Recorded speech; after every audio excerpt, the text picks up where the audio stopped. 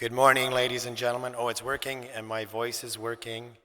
And for all of you who have said to me in the last couple of days, honey and ginger, you were right. That's what works to get your voice working again. So thank you, and welcome back to day 2. We had a busy day yesterday, but one of the highlights for me was signing the Recon Forum agreement with our friends in Saudi. So sometime in May, if anyone's interested, they can join us in Jeddah with the Jeddah Chamber of Commerce for a smaller version of what we have here today. I wanted to also thank the past outgoing board for all of their support through the last couple of years, and I also wanted to welcome our new board for all of the things that we're going to do together, and I know that whatever we did in the last board, we're going to do double what we did. So for the new board who are here, hold on to your hats because it'll be exciting. We also have for our outgoing board members, a little later on in the morning, we'll have a presentation where we're going to give you a small token of our appreciation for what you've done over the last couple of years. Today, because I have my voice, I am going to have the honors.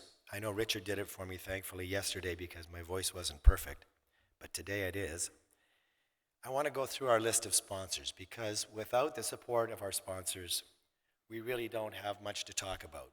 But our sponsors have been so tremendous for us to give us all of their time, and it's not just the financial support, it's really more a commitment that they have made to us to actually assist in being part of the organization, to raise its profile, and we actually, when they are raising their profile, we're happy to help you facilitate your business.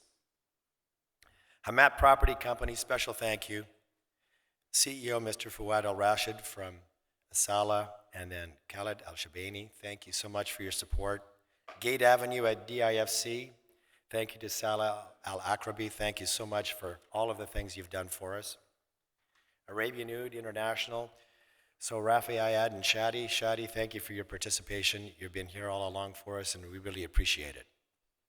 Our annual sponsor, Arabian Centers, thank you, the new CEO, Mr. Khaled Al-Jasser. Thank you for being here with us today, and thank you for being part of the board. It really means a lot to us as well. Thank you so much. Our gold sponsors, Mohammed Alawi, has been not only is he an international trustee, but for the ICSC, but he's also one of the anchors that we have that is just great for us in the new board and the old board. So Red Sea Market Company, Red Sea Mall, Mohammed, thank you for your support all the way along. Line Investments this year have provided us with a great bag and a lot of different things that they've done for us. It's amazing. We also have one of their leaders, their general manager, Marcello, who is going to be working with us on the board this year. Thank you, Line Investments, for your support. It's amazing.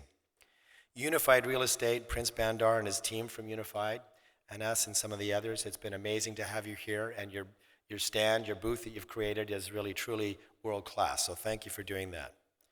Last night, we had a dinner, and some of the people joined us, but Fahad Al-Othaim was here, and it was really a pleasure to see him again. And Fahad and the team from Al-Othaim, thank you so much for your support. Over the years, it's been amazing what you've done for us and helped to do. Also, Alessandro Gaffari and his team from Cells International and Afkar Creations. Everywhere you see some of these lights, that's part of what his team does. So thank you very much, Alessandro. Kino, JG, I've seen you back there. Geji, thank you so much. Your undying support is amazing for us. I really appreciate it. This year, a new sponsor for us, a new supporter, is LF Group from Sharjah. And Jamal Shawish, thank you so much for all that you've done, and I truly appreciate all of your support. Bhupinder, I know you stand alone in this room for all of the things you've done for us, for Dalma Mall. Thank you. It's truly appreciated. Retail Emotions, Dr. Kirsten and KC, you've made some amazing contributions all around the region, and I know that there are some things we can do together in Saudi coming up in May. GLA Management, David, I've seen you here today. David Bosley, thank you. Avijit, for your undying support. It's just been great. BAS, Business Automation and Security Services, it's just been amazing to have your support. Al Nuri, Al Naji, thank you so much. Kamal Shaban has been with us for many years as well, and Brands International have been huge sponsors, not only in terms of finance, but also in terms of time, and we appreciate that. Rayanne Azab, thank you, and your wife for your support over all the years. We truly appreciate all of the things you've done for us. Matalan and BTC Fashion. Hassett, thank you so much for your participation. It's great. Brad Merchant and his team from Aldar, it's been great to have you back this year with us, and I know there's a lot more things we want to do with you and Aldar in the future. Syed Haider and Neil Jamasur and Oksana, thank you so much for your support from Yardi, because Yardi's been with us all the way along. Reem Mall this year has been new for us as well. Shane Elstrom, who is our outgoing president, thank you for your support and all of the things you've done. Le Chateau Bleu and Univision Media, Osama Rashid and his team, thank you. Shauki Ghanem for Grand Optics, our dinner sponsor tonight. Thank you so much for your participation and for your involvement as well. That's it from my end for now, but thank you very much, and we're looking forward to a great day. Richard is standing by, and he's ready to take over. Richard, thanks very much for your outstanding job yesterday. It's been amazing to have you back, and we look forward to many more of them with us. Thanks very much indeed, David. Nice to have your voice back. Thank you. Take care. Keep taking the ginger and honey. Now, fabulous, fabulous second day lined up for you today, including some truly superb keynotes, some global perspectives, some local perspectives. You're going to have a fabulous morning, and you're going to learn an awful lot. Going to kick things off by inviting on stage an old friend of mine, who is the head of the retail division at Jones Lang LaSalle MENA. Just going to make a few opening comments, really, to set the scene for today. He's worked on assignments totaling more than $2 billion, including the Landmark in Riyadh, the Dareem project in Jubail, Palm Mall in Oman, many, many others. And of course, is an active member of the Middle East Council of Shopping Centres. Please give a very warm morning welcome to Andrew Williamson.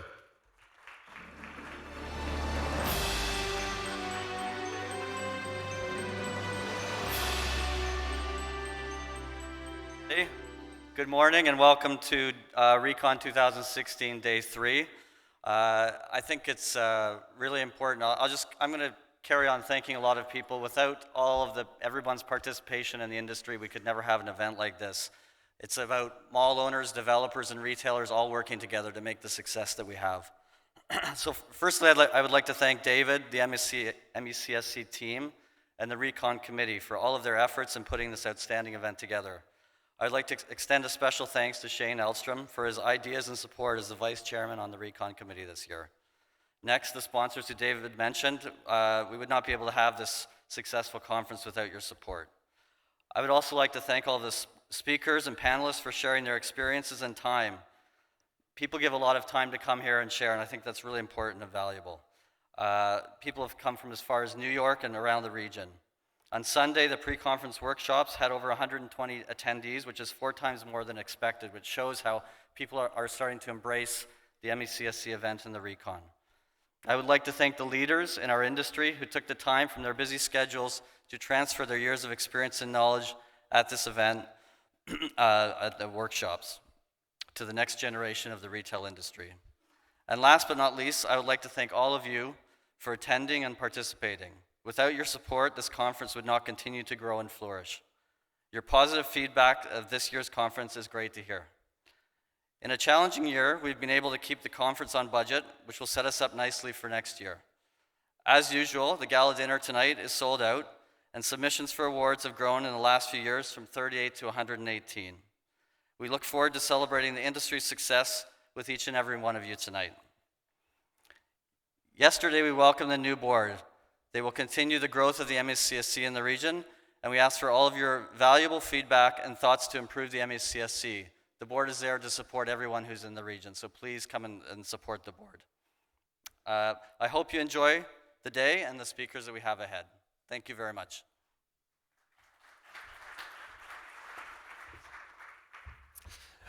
Andrew, thanks very much indeed. Well, I said today would be a mixture of global and local perspectives, and just for the next few minutes, we're going to go global because we're going to hear from, very briefly, the Chief Executive Officer of Abel Associates, a 70-year-old company with a roughly 3.5 million square foot portfolio, much of it in retail. Previously a lawyer, also worked in asset management at an investment bank and was a senior staff attorney with the National Bankruptcy Review Commission. That's a congressional commission charged with making recommendations to the bankruptcy code, so someone with broad and deep experience. For the purposes of today, though, I would argue that the most important consideration is that she is the chairman of the International Council of Shopping Centres, joining us from the United States. Let's give a very warm Dubai welcome to Liz Holland. Morning, Liz. Thank you so much for joining me here this morning. I think we all recall the comments yesterday from Tom McGee and from Bob Wellenitz. Tom is the CEO of ICSC and Bob is a past chairman of ICSC, about the strength of the MENA region relative to other parts of the world. And so I thought that I would be a little bit more specific today and talk in actual figures. So there's going to be a lot of information on the slides that I'm going to show to you right now. If you're interested in greater detail or getting those slides, please let me know and I'd be happy to send them to you. This slide is essentially the sales in constant dollars of areas around the world. You can see that Asia Pacific leads every other part of the planet at $4.6 trillion a year in sales. Currently, the MENA region is at $1 trillion a year in sales. But then when you look at the growth, I think it talks about not only the strength of this meeting, but the strength of this region generally, and why the developments that are not only here already, but planned are so exciting. You can see that really starting with a very slow uptick in growth in 2013, both the 2015 forecasted 2016 and forecasted 2017 growth figures for this region, which are the numbers in red, are coming in at 5%, 5.35%, and 5.4%, which is certainly exciting growth. And so now I'm going to be a little bit more specific about where that growth is happening. So these next two slides divide up whether that growth is happening in physical stores or online. There's a lot of discussion about what percentage online sales will take out of brick and mortar stores. I think most of the data say that an omni-channel customer spends more, so you really want to access your customer in both places. But this shows that in-store sales in the MENA region in 2016 forecasted 5.1% growth and forecasted for 2017 5.3% growth. But when you look at where the growth is coming online, now it's starting at a much smaller base, so the growth numbers tend to look very big when you talk about them in terms of percentages. But the 2015 growth in online sales for the MENA region were 21.7%. The forecast 2016 numbers are at 18.7%, and then in 2017 at 18%, which is certainly very healthy growth. And as you can see in 16 and 17, the fastest growth in the world. Now this shows what a tiny fraction those online sales are relative to the brick and mortar sales. The brick and mortar sales on this slide are in the blue, and the small sliver at the top in the dark blue are the online sales. So as a relative percentage to the total, it's still very small, but you can see how strong the growth still is. In 2016, the growth is forecast to be almost a total of, you see it's going to be just in excess of $18 trillion. 2017, it grows even more than that, and by 2018, it's up to $1.2 trillion.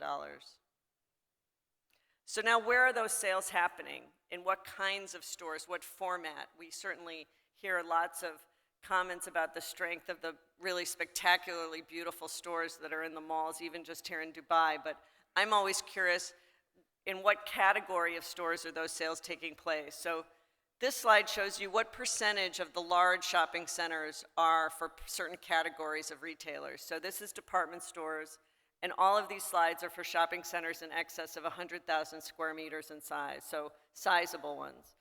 You can see the US has way too many department stores. That's not going to come as a surprise to anyone, certainly not anybody in the department store business in the US, and that's why those stores are starting to shrink their footprints. The Middle East seems to be a pretty healthy 15%, but it's still below the average, but you can see how much the US pushes that average up, because really every other place in the world, that average is below the level that everybody is. Junior anchors, you can see the Middle East leads in junior anchors, and so those would be tenants that would be in the kind of 1,000 meter to, call it 3,000 meter square feet, maybe 3,500 square meters. And you can see that the Middle East region leads the world in that category of retailer as a function of where those sales are generated.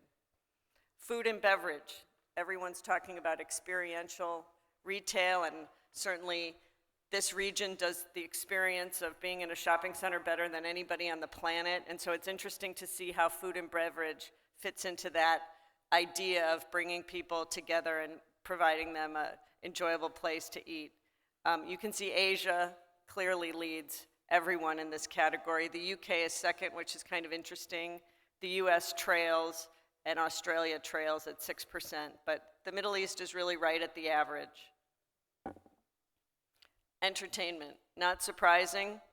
In the entertainment category, the Middle East leads every other place on the planet because they certainly do it the best. And so at 16% of the total center GLA, you can see why the entertainment venues here and why other places in the world are trying to follow the lead of this region in terms of adding better, more sophisticated, more interesting entertainment to their shopping centers in order to draw people in and keep them at the shopping center.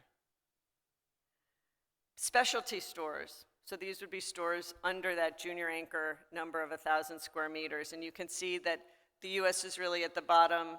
The Middle East is really at the average at 40%. The UK and Asia are a little bit more than the world average, and Australia is really right at the world average. Thank you very much for your time.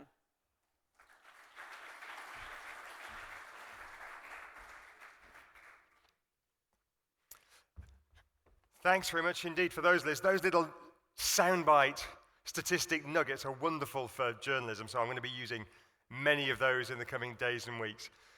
Right then, on to our keynote speaker today, and this is something really rather special. The title of the keynote is MENA Rising. MENA Rising is the title. And this is a really interesting take on that subject because, yes, it asks questions like what role will the region play on the world stage? But more than that, our speaker questions the very notion of old-fashioned regions, continents, countries. Are they really relevant anymore? Should we be focusing on something different? These are some of the issues that our speaker's going to be exploring today. And he is, let me tell you, uniquely qualified to do so. An international relations expert and best-selling author, senior research fellow at the Lee Kuan Yew School of Public Policy in Singapore. The latest of his 4 books is Connectography, Mapping the Future of Global Civilization. It is a bestseller. His TED Talks have been watched millions of times online, including by me. And just to give you some perspective of how good this guy is, yesterday we were lucky to interview him on the radio, and David, thanks very much indeed for helping to organize that on my business radio show here in Dubai, the Business Breakfast. And we often get feedback on guests, but rarely do I get a text message on my mobile phone straight after the interview's finished saying this. This is from a senior banker here in Dubai at one of the big international banks saying, "Great guest, Parag. I had all of our bankers huddled together listening. Trade and connectivity right. It is straight up our alley, of course." That's the kind of reaction that our next speaker generates. He is very much sought after, very much in demand, and having him here today is an honor and a privilege. So, join me in giving a very warm welcome to Parag Khanna.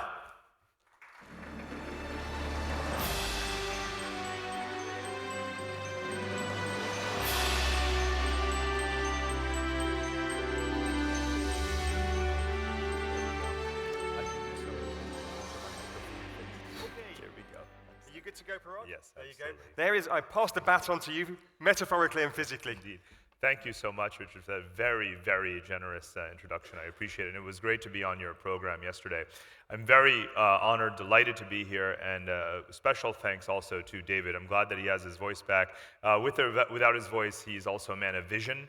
I've learned a lot from conversations with him over the last couple of years, and I want to share that vision, that hope, that optimism about this region, and I want to ground it in some very visual, very concrete representations of what I see happening in this region and why I'm hopeful about its potential, despite all of the pessimism that does prevail about the MENA region today.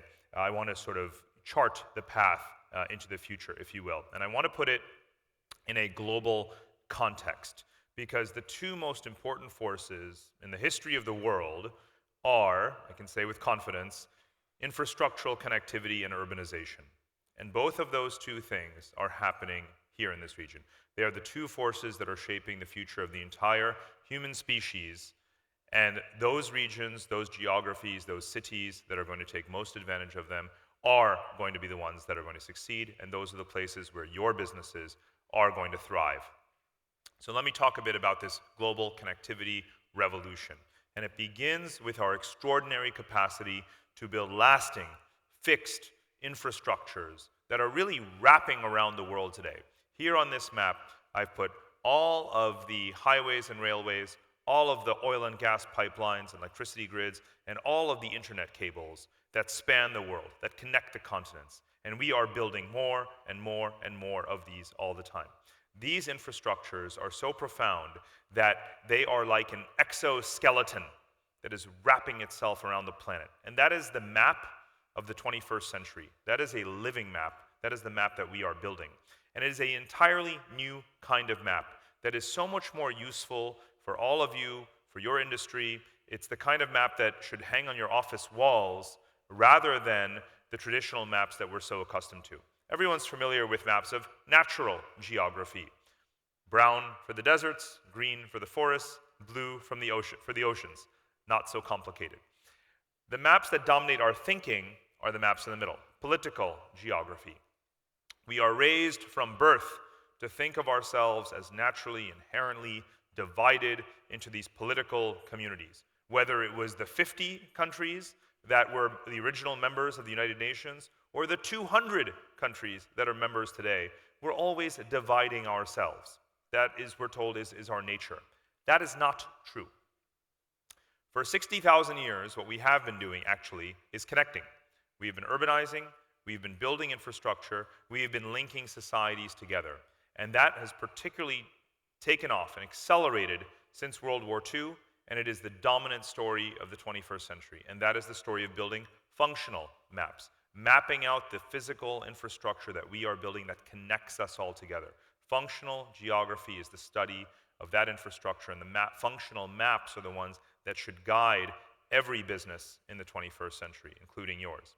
How did we get into these two trends? I've shown you the infrastructure build-out that has been driven by governments, by engineering and construction companies over the last century. But the urbanization, how did that really take off? Well, particularly after World War II, as countries sought to move up the value chain and put themselves on the map, they started to declare special economic zones. Now, everyone who's ever been in this country before knows that part of the rise of the United Arab Emirates is the establishment of the Jebel Ali Freeport.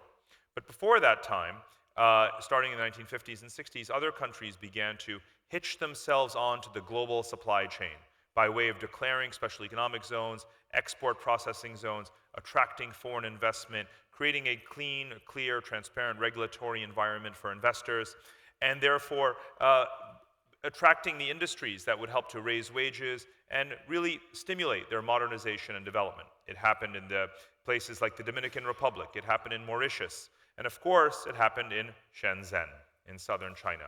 And today when people look for the story of China's economic miracle, they of course look at the village that was once a village of Shenzhen in southern China and what it has become today. So we can see here is that the Shenzhen story replicated itself many, many, many times over across China. When we say that China today is a superpower, it's not because of the size of its nuclear weapons. Can anyone in this room tell me how many nuclear weapons China has? I didn't think so. But if this were the Cold War, you would probably know exactly the size of the nuclear arsenal of every country in the world. Today we know that that's not why China is a superpower. It's because it established special economic zones. It attracted foreign investment. It became the world's factory floor. It built trade surpluses. It amassed enormous volumes of currency reserves, right? That is the roadmap to power and influence in the 21st century. It's the path that China has taken over the last 40 years. It's the path that India wants to take today. It's a model that is spreading to this region. Now, not only Jebel Ali, but today, Dubai as a city, the UAE as a country, are home to more than half of all of the special economic zones across the entire Arab world. And that story is what has driven the momentum. That is what has put Dubai on the map in recent decades. So you can see, I won't go into all of the data, but you can see how Asia still leads the world in the volume of exports, and the value of GDP created through the economic activity in these functional zones, right? Places, again, that have a clear regulatory environment where you have joint ventures or foreign ownership, public-private partnerships, high-quality infrastructure, a trained workforce, all of the things that are part of the national vision and master plan and strategy of this country and others are an evolution from this roadmap that began a half-century ago and is working and continues to work around the world. And I call these the pop-up cities.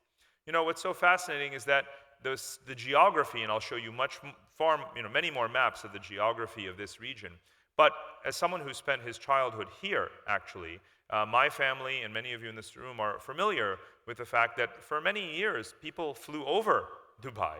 It wasn't the center of the world that we call it today, the center of now. I love that. Of the many Dubai branding slogans, center of now is really one of my favorites.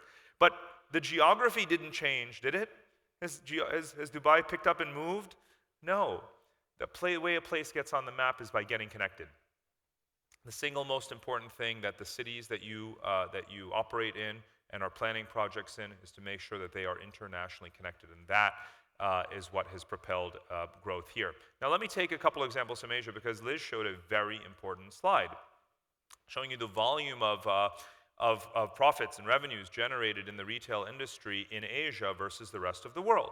That was profoundly important, because everyone is looking at the Asian model today and wondering, how do we do that? Well, Asia tops those numbers not just because it has a lot of people. It's because it has a lot of urban people, and because the middle class is growing in those cities. People who get up, who get in their car, who take public transportation, who go out and they shop. That's what it takes. And it's not the story of individual little cities, because I'll show you some maps that you will see this actual physical scale of Asian cities.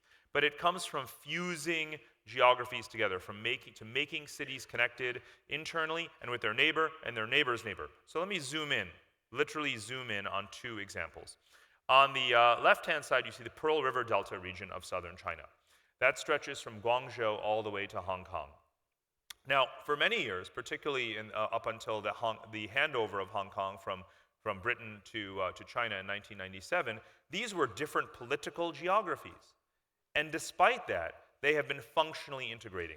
The political map would not tell you how this Pearl River Delta region came together to become a demographic zone with a population that is crossing 60 up to 70 million people, and a GDP that is rising towards $2 trillion. This speck of the planet Earth has a GDP larger than the country of India, the second most populous country on the planet, only because of urbanization, because of infrastructural connectivity, can that happen. Another example is what's called the growth triangle at the tip of Southeast Asia. I recently relocated to Singapore. And people move to Singapore because it's also a place that has a very clear, transparent regulatory environment, high-quality government, world-class infrastructure. At the same time, the economic story of tiny, tiny Singapore, only 5 million people, soon the population of Dubai will be larger than that of Singapore. But why is it that the GDP of this tiny, tiny, tiny little corner of the planet is so enormous? Do you know that little Singapore is the conduit for 50% of all of the foreign investment from all over the world that goes into this Southeast Asian region? And Southeast Asia, by the way, now attracts more foreign investment than all of China, with half the population, because it has younger workers. The world's factory floor that I was talking about earlier is migrating south, out of China and into Southeast Asia. And because these countries, Singapore, Malaysia, Indonesia, Thailand, are physically connecting themselves together, a high-speed rail network actually that's going to stretch from southern China all the way through Laos and Thailand and Malaysia all the way down to Singapore, So the fastest growing regions of Malaysia, which is certainly a very credible emerging market, are actually those that border Singapore just to the north, the Johor region, for example. Now, economics, fundamentally, Richard introduced me as someone who wants to rethink the map, and many of my maps don't show political boundaries for a reason. Economics is not about countries. Economics is about the optimization of land, labor, and capital. And what is happening in these parts of the world is that they're saying, yes, we have our historical boundaries. We've even fought wars against each other. We are post-colonial countries that have faced poverty, division, conflict, and tension. But now, 2 or 3 generations on from independence, we're going to take a different approach. We're going to build more bridges to each other. Singapore is a little island. They're building more bridges and railways to connect to Malaysia. We're going to master plan our geography together. Singapore is tiny, but they have a lot of money. So let's put the capital into Indonesian islands, where there's a lot of land and you can do shipbuilding, textiles, electronics, and you've got a massive labor force. Optimize land, labor, and capital across boundaries, and that's how you become trillion-dollar economies. And that is the foundation for robust growth, functional geography. This urbanization shift is one of the single most reliable, perhaps the truly dependable, if you will, mega trend. There's so many people who can come up here and lecture about trends, and half of them prove to be wrong 5 or 10 years later. Let me give you a couple of examples. Peak oil. Remember that one? Right, you used to have some books called Peak Oil. They're probably in your basement now because there is no peak oil. How about world Malthusian crisis, world population reaching 15 billion people? Remember that one? It didn't happen either. The world population will never reach 10 billion people. We were off by quite a lot in our projections even just a few years ago. Urbanization is different. It is a truly irreversible phenomenon and something that is driven not by one government policy. It's driven by every single human being in the world. And this is a map. Our political maps and other maps don't even show us people. Why not? People matter to you. They matter to your industry. Let's put them on a map. So here's what we did. This is every single human being in the entire world is right here on this map.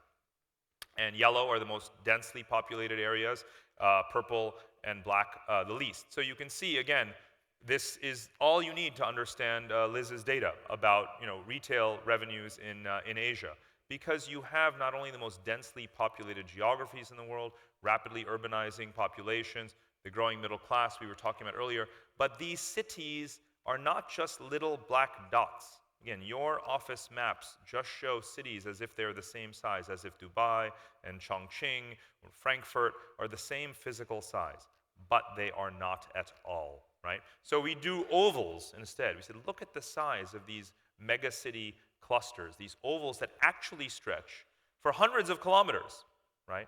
And they're gradually urbanizing, and the populations are growing. And of course, we know that because right here we're living in and located in one of the fastest growing cities in the history of the world. So these clusters tell you everything. Right now, we're concentrated on dynamics in the MENA region, in the greater Middle East. But if you look globally, if you are if you have a truly global footprint in your business, in your enterprise, and you're thinking about where you need to be, this is the map of the year 2025, the year 2030. I took the numbers from the World Bank, from the United Nations, their demographic projections around where the major urban demographic clusters are going to be, what are the growth markets, and of course it's not countries, it's cities. All you need to plan your physical global footprint of your operations for the next 20 or 25 years is this single map that shows you exactly what specific clusters you need to be in, the fastest growing urban geography. So now I've removed the people and put in the satellite imagery of the lights, who's got their lights on at night. So this shows you more clearly how the future of the world economy is really based on the physical activity, the demographic concentration, the infrastructure investment, the business growth in about 50 places. This is where you want to be. If you're not there in all of them, start planning now, right? It's not too late because the world is urbanizing. So how has this country done it, and what needs to happen next as a story that leads us into the broader MENA region as a whole?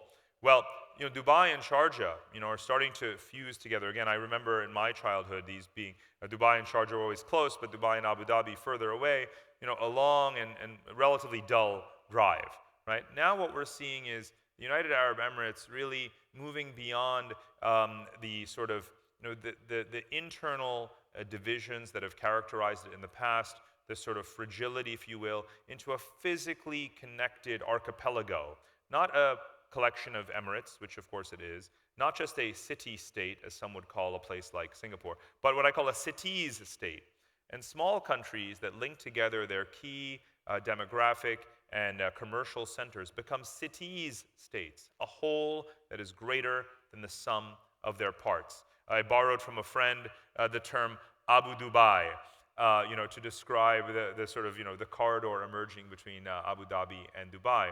And to me, this is an essential part of the recipe. Yesterday, I was talking to a number of people who are really keen on the idea that there be a hyperloop. You've all heard of the hyperloop, this subterranean, ultra-high-speed, sort of vacuum tube rail connection that would diminish the distance of traveling between these two cities, these two emirates, to perhaps 10 or 15 minutes or something like that. Now, whether it is an elevated rail, whether it's a high-speed rail, whether it's a hyperloop, it doesn't matter. It is connectivity among proximate cities that creates and magnifies the economic potential of a region. So what are the key urban archipelagos, if you will, in this region? The places that have the largest demographic concentration. So of course I've put Egypt there. Now we think of Egypt as a country of 80 million people, but where are the connected people, right? What is the core of the population? And of course it's in the Nile River Delta, stretching from Cairo up to Alexandria. And I've also highlighted there the greater Tehran region. I'll come back to Iran in just a moment. But here is where we get to what I call the Gulf, the necklace, if you will.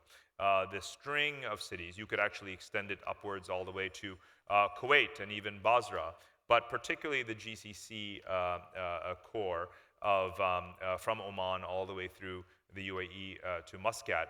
This is a corridor that is starting to develop, starting to emerge. But as you know, not just from an infrastructural standpoint, whether it's the talk of the high-speed railway or energy transmission and so forth, but from a regulatory standpoint, right? From the perspective of what needs to be done within the GCC to allow for greater mobility of labor, issuance of work permits and residency, all of these kinds of softer frictions, the customs blockages that can occur when you look at the movement of goods on trucks, these kinds of things. It's still a major, major agenda item. Whether or not we achieve a monetary union, for example, in the GCC is another lingering question that's been talked about for a long time. All of these soft areas need to be overcome. We need to push for them in order to be able to get to the physical connectivity as well. The two really feed off of each other. The more policymakers and leaders and investors see the outcome from physical unification, the more they will move towards the political convergence that is necessary. And it is absolutely incumbent on all of you, as the business leaders, the investors, the advisors, those people who really demonstrate to the policymaking community the value that you add to the economy, to push for them to clear the obstacles that stand in your way to making this map the economic reality. I'm talking about another couple of factors that really fundamentally matter over a very long-term perspective and absolutely matter today, and it is demographic. Now, you hear a lot of talk today about Brexit and borders going up. You can pick up today's or yesterday's or every day's Financial Times or every week's issue of The Economist, and they'll say, borders are going up. Look at what's happening in Britain and in Hungary and in Serbia. Well, last time I checked, Britain, Hungary, and Serbia are not the entire planet Earth. Right? Around the world, what's actually happening is that there are more people on the move, more migrants, more expats than ever in human history. When we started collecting data on the percentage of the world population that is living outside of its country of origin, the world population at that time in the 1940s, 1950s was less than 3.5 billion people. Today it's more than double that. And we have nearly 300 million people today who live outside their country of origin. And attracting people, attracting talent is one of the key drivers of economic growth. Urbanization and demographic growth have always been major factors in growth. Now, I want to remind you that the world's migration story is not the story of whether or not there is a Brexit, whether or not the UK makes it harder or easier for people to live in London, or whether or not Germany accepts 1 million refugees or 500,000 refugees next year. The story of global migration is actually centered around this region, and it's centered on the post-colonial world, it's centered on Africa, it's centered on the Middle East, it's centered on Asia. Those are the largest demographic flows in the world today. And that's another example of how here in the UAE, very well positioned, the GCC as a whole, and has, of course, leveraged the presence of foreign labor, of foreign workers, to become what it is today. But now, what is the policy around that? How does one continue to attract migrants? Because one of the important things that we learn by studying the role of cities in history, the demographics of cities in history, is that all the great cities in the history of the world have been melting pots. They have been open, they have been tolerant, they attract the best and the brightest, they attract creative people, entrepreneurs, innovators. No place, not ancient Athens, not colonial London, not modern day New York or Toronto or Singapore, it is all of them have up to 50% or even more percentage of their population that's foreign born. And so what I wanted to show here, just because we are in the heart of the story, Dubai is a truly unique historical experiment. Of course, you all know that there's a large number of foreigners here, but do people know just how large a percentage that is? Do they appreciate the extent to which the experiment that has unfolded here in the last 30 or 40 years has never achieved, or has achieved something, or is experimenting with building a global community of residents that is more diverse than any place in history, far more diverse than any other city in the world today. I grew up not only here, but also in New York City, and New York City calls itself the melting pot, right? It's not even close compared to Dubai, not even close.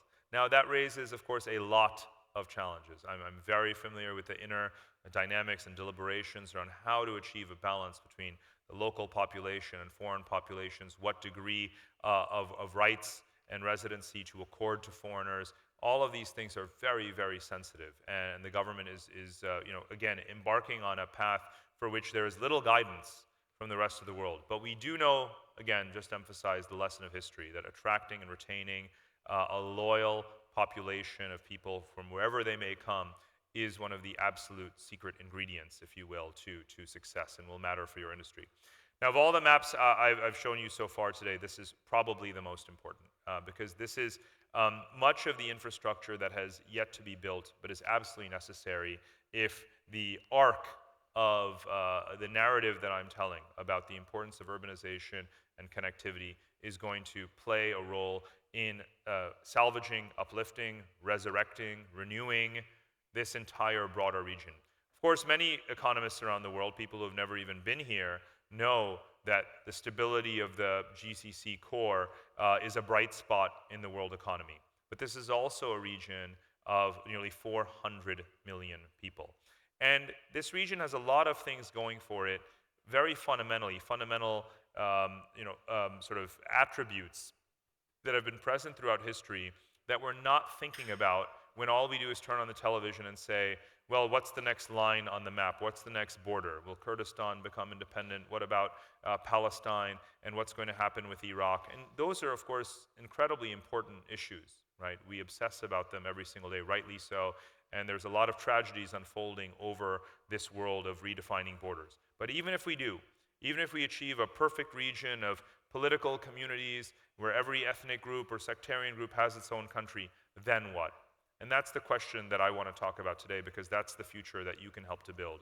No one in this room can go and redraw the borders of countries, but you can contribute to the next map of the region, one that's going to be a lot better than one in which we just focus on settling boundary disputes. And that's going to be the map of connectivity. Now, I mentioned there are fundamental attributes that are common in this region: common culture, common language, common history, of course, of the caliphates that have ruled over this region in a borderless fashion for many, many centuries. That's the actual long-standing history of this region. Being arbitrarily divided by European colonial lines is not the natural state of affairs in this region. And the other is the urbanization. This is actually the most urbanized region of the entire world. Right? Most of the population in this region already lives in cities. And the great ancient cities, whether it is Tunis, whether it is Baghdad, whether it is Damascus, or whether it is Istanbul, these cities have far outlived every empire, every nation that has come and gone. The history of this region and the future of this region is about cities, and it's about building these lines of connectivity. It is about the oil and gas pipelines, the electricity grids, the hydrological canals, the railways, all of those projects that are going to help to turn this entire region into a cities region, if you will. And that's going to be the best thing that can happen for your industry, to move from the famous Sykes-Picot map that was actually crafted or began to shape the region exactly 100 years ago in 1916, to move to this map that I call the Pax Arabia, the peace, the sort of peace of the Arabian region. And that is the new pan-Arabism that I think needs to be built, and that is the story that you need to all contribute to. Now, I mentioned earlier that I would talk a little bit about Iran just for a minute. You all know that that many economists view it as the last great emerging market, if you will. Last very substantial demographic population that is really now going to be a shot in the arm for the world economy and absolutely for the retail sector, because you have 80 million people, it's largely urbanized, and it's largely a young population. Those are all the ingredients that you want to see in a high-growth market, a place that most people in this room and many people, most people anywhere, can't really remember a time when the country was well integrated into the world economy, and that seems to be the path that we're headed towards. I've traveled there, I know a lot of other people have as well, and many of you, would agree with me that despite the geopolitical tensions that exist today, the pragmatic path of trying to de-escalate relations with Iran and to take advantage of the commercial opportunity is the right path. Again, it is really incumbent on everyone in this room to tell that story, because that actually does have an impact on policy. Last couple of points, or go back to the broader geography. Whatever is happening with a slowdown with a fall in commodities prices, slightly lower economic growth in the GCC and across the region, it's not as sad a story, if you will, as the fate of the West in terms of slow growth. We cannot forecast high growth for the United States or for the Eurozone for quite a long time to come. Meanwhile, most or all really estimates of future emerging market growth, even taking into account rising interest rates in the United States and the tensions over capital that will occur as a result of that, still put the East African region, this region, South Asia, and the Far East as the world's fastest growing regions. And indeed, the greater Indian Ocean region, if you will, that is the crossroads really of all of these continents that are the fastest growing, is the driver of world growth today. Not yet the center of the entire world economy, not the center of all trade, but almost all of the growth in trade and growth in economic value is coming from this greater Indian Ocean region. And it's yet another example of how being here in the UAE and the GCC puts you very, very well placed to capitalize on the demographic flows, the shipping industry, the airline connectivity that is bringing people here to this region, attracting people to the cities to live, to study, to work. And this is just some of the data around the rising volumes of trade and investment that are characterizing this greater Indian Ocean region right now. So think about your connectivity from whatever your principal geography is to the other Indian Ocean regions, to the other littoral areas of this region, because that is going to be the driver of growth. And there is so much new infrastructure investment that is going in as a result of the Asian Infrastructure Investment Bank, the BRICS Bank, the Silk Road Fund. All of these are your allies, if you will, in financing the modernization and the development that is going to be a driver of the commercial, residential, the retail sort of sector. So my final point is this. We are living at a very unique time in history. We think of the world geopolitically as migrating from one superpower to another superpower to another superpower. There always has to be a number one. This is going to be a very, very different couple of decades ahead. Because for the first time that anyone can remember, there isn't going to be one single dominant power. In this diagram, there is not one spider at the center of the web, if you will. And what's equally important is that for the first time in history, every region really matters. When you have conversations about global strategy, you're not just talking about Europe and America or Japan, right?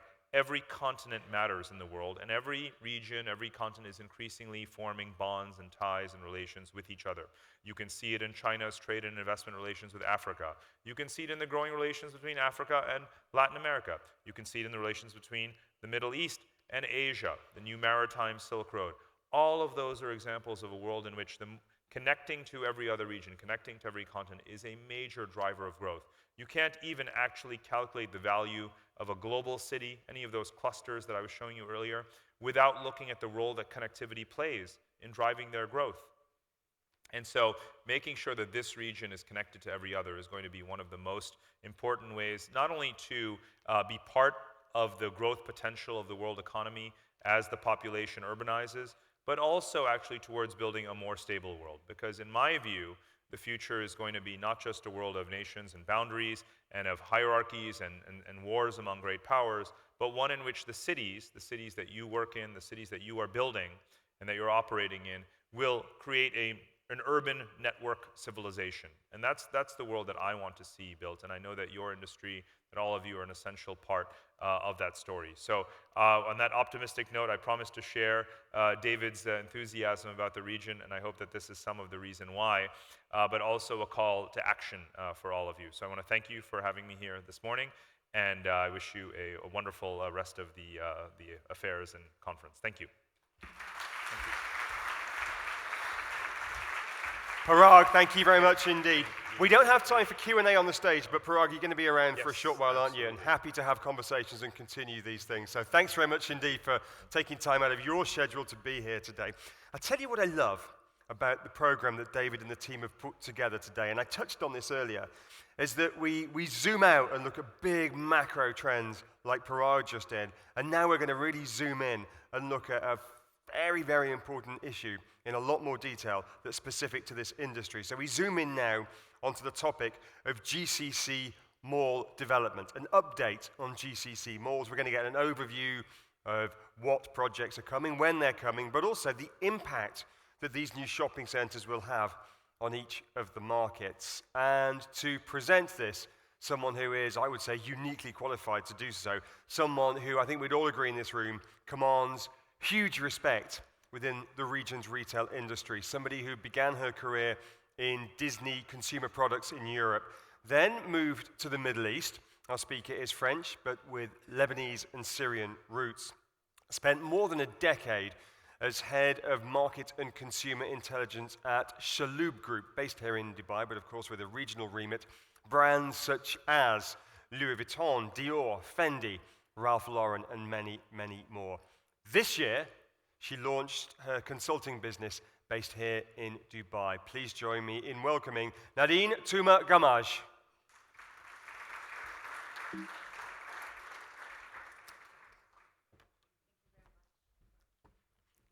Can you hear me? Yes, perfect. So yeah, in a nutshell, I spent 20 years in the corporate world, and one day I woke up and I thought, I'm going to work as a freelance consultant. And yet, obviously, keeping a foot in my main two areas of expertise, which are this region, the Middle East and the Gulf in particular, and on the other hand, consumer research and all the related strategies. And as you just heard, up until December last year, I was holding the position of Head of Business Intelligence for the Chalhoub Group, and I did so for 12 years, a job that mostly revolves around market analytics, consumer research, corporate strategy, and development of new retail concepts. And in that position, if there's one thing that I realized very quickly about this region is the acute lack of data. And when I say data, I mean third-party data, governmental data, industry data. So in that context, I could see my colleagues, brands and businesses that most often than not would end up making very important decisions on judgments, gut feelings, perceptions, because there is nothing else to actually base the decision on. So, to important questions like, should I open my store in this mall or this mall? How do I prioritize my marketing activations among the plethora of malls that we have? Or, I have a podium in this mall, but does it actually correspond to my customer profile? There was no answers available on the market. On the mall side, and we saw yesterday that you live in an area of big data, I will quote one of the panelists who said, well, this is all good. Everything you do with your internal data is obviously critical. But one thing that is as important is to confront it with external data. Because if you don't, at the end of the day, you realize that you grew 5%. Is it good or bad? Depends. Depends on the market, depends on your key competitors. And this is where external data is so important for us to understand the context in which we work. So this is basically where I started this year. Based on this observation, and along with two partners, Sapiens Consultancy and Arab Luxury World, we decided to launch a piece of syndicated research that will offer to all the players of the retail industry that information that is missing today. So something that would be clear, robust, systematic, independently gathered, to have a view on things like mall visitation patterns, mall segmentation, customer profiling. Now, because the access to this research is through subscription, I cannot obviously show you all the details behind the results. But I've put together a top line that should give you, I think, a pretty good idea of what this project is all about. And if you allow me, I'll start with how. How did we do that? And if you allow me again, I'll just start with an important comment on data. The thing about data is there's no right or wrong. Data, unfortunately, does not provide you an absolute truth. It's a relative truth, and it's relative to the angle, the perspective with which you will take and gather this data. And I'm saying this because all of you have your own internal data on the subjects I'm going to be showing today. Sorry. And as you do, what's important to keep in mind is how we gathered this data here. Because as I said, it's all about perspective. So what it is that we did. We interviewed 2,000 people, 1,000 in the UAE, in the two cities of Dubai and Abu Dhabi, 1,000 in Saudi Arabia, in Riyadh and Jeddah. Hopefully in the future we'll extend to other markets and other cities. Now that's what's really important to remember, and this is where I go back to your data and this data. The data you have, for example, for the UAE might include tourists. In here, we've chosen to interview only residents. Not because we don't care about tourists, we do, but tourists would require a very particular methodology. The problem with tourists is they're here today, they're not here tomorrow, so projecting on those insights is a bit different. So we focused on the core, people who live there, residents. But we've done something, a filter. We put a filter to that selection of residents, and that filter is a minimum a monthly household income that we put at 10,000 dirham or riyal. Why did we do that? Because, you count people coming in your mall, right? And you know for a fact that all those people are not necessarily potential customers of the stores and the F&B, etc. Some people just go to the mall to have a walk. So by putting this minimum salary criteria, it allowed us to focus the subject on people who could be potential customers. And on top of that, we made sure that 30% of our sample had a monthly household income that was over 50,000 dirhams or riyal. And the reason why we did that is because I come from the luxury industry, and if I didn't, my ex-colleagues wouldn't talk to me, basically, or want to look at the study. So that was done. Those people were selected randomly. Now, randomly does not mean anything goes. It still follows very particular criteria. And one of them, of course, is that it had to be representative of the population in terms of socio-demographics, so gender, age, nationality. However, keeping in mind that we put a filter of income of a minimum of 10,000. And because of that, particularly in the UAE, we obviously had an overrepresentation of some nationalities, Emiratis, Arab expat Westerners, and a bit of an underrepresentation of Indian subcontinent and Asian expats. Apart from that, all the rest is reflective of the population. And those people, those 2,000 people, we ask them questions. Which mall do you know of? First of all, spontaneously, and then through a list, so awareness. Which mall did you visit in the past year? Which ones did you visit in the past 3 months? Which one, only one, is your preferred one? What are your intentions to visit in the next 6 months? That was a question that we've done for two reasons. One, of course, to understand a bit the potential, particularly for newer malls, but also to be able to compare. Obviously, if your intention to visit is higher than your past year visitation, it gives you very good indication as to the future of the mall. And then, for the malls where people have said they've been there in the past year, we've asked how many times, how much, and why. So with this very simple set of data, we ended up with 3 types of insights. One is general mall visitation patterns, on average, how many malls people visit in a year, how frequently do they go, etc. Number 2, segmentation of those malls to be able to compare them with that kind of very neutral data, very factual data. And number 3, mall by mall profiling. On this mall, which socio-demographic is driving? Awareness, past year, intention. Is it female? Is it males? Is it younger age group? Now, on those 3 topics, the last one I cannot touch base on because it's part of those really detailed results I was talking about, but I will touch base on the first 2 ones, which are general mall visitation patterns and segmentation. And I will actually start with segmentation. So, of all the malls that we prompted and screened and understood through this survey, we ended up with 5 groups. And I usually like things that are simple, so those groups have very simple labeling. The first one is favorites. Now, as the name suggests, is the easiest group to understand.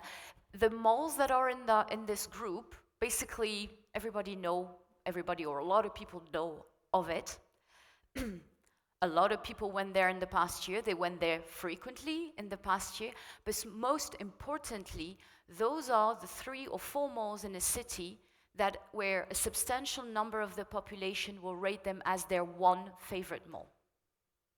First group, favorite, easy. Second group, we call them regulars.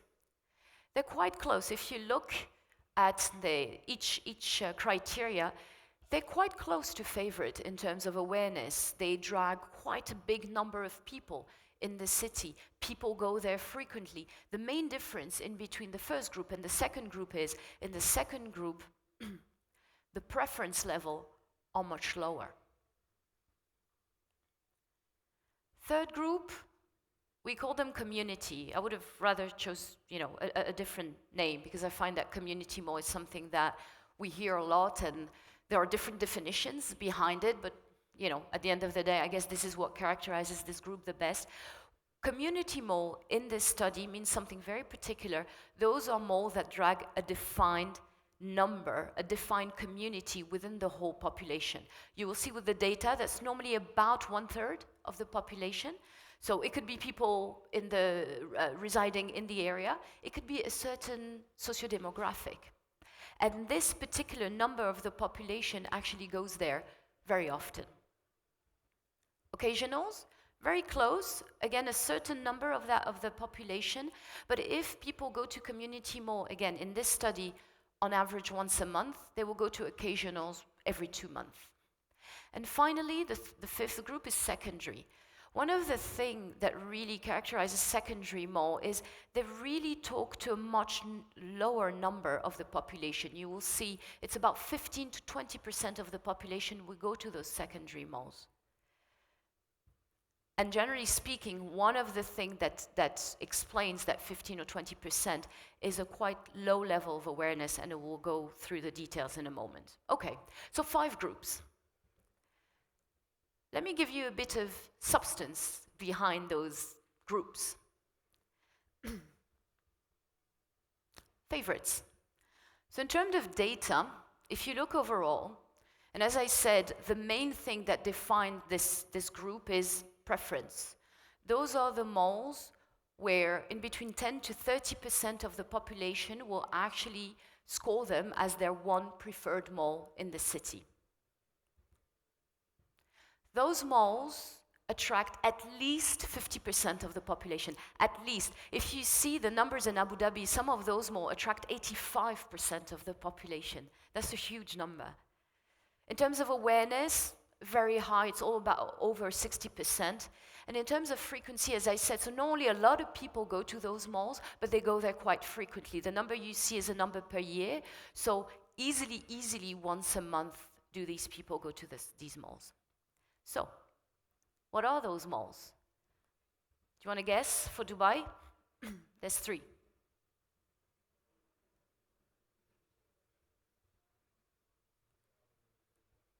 Dubai Mall, Mall of the Emirates, and Deira City Center. For Abu Dhabi Marina Mall, Abu Dhabi Mall, Wahda, and Dalma. So again, those malls were, according to the data, a lot of people know them, a lot of people, more than 50 to 60% of the population have been to those malls, and very frequently. In the Riyadh Gallery, Al Thaim, Nakhil, and Panorama. And in Jeddah, Andalus, Salam, Aziz, and Red Sea. Let's go to the group of regulars. As I said, a group that is very similar to the first group. At least 50% of the population go to those malls, so they really attract a big number. But the critical difference in between this group and the one before is levels of preference drop. It's a bit of a dangerous place to be there when you attract that many people, but people go there, but they don't love you. It means that if something comes nearby, there's a higher threat for your consumer target to be moving malls, right? In terms of awareness, those malls are really known by the greater number of the population. And in terms of frequency, again, like the first group, you're talking at least once a month. Look at numbers in Abu Dhabi. I mean, some of those malls, on average, people go there 25 times a year, on average. So that means that some go much more than that.